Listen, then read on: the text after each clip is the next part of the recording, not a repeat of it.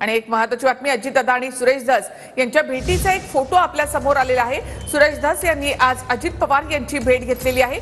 Multi-state बँकांमध्ये पैसे गुंतवलेल्या गुंतवणूकदारांच्या मुद्द्यांसंदर्भात त्यांनी भेट घेतल्याचं म्हटलेलं आहे। मात्र गेल्या काही दिवसात सुरेश धस हे धनंजय मुंडे यांच्यावर आरोप करतात। त्याचबरोबर धनंजय मुंडेंच्या राजीनाम्याची मागणी सुद्धा सुरेश धस यांनी लावून धरलेली आहे।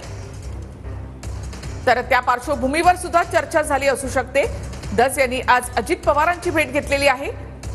अजित पवारांनी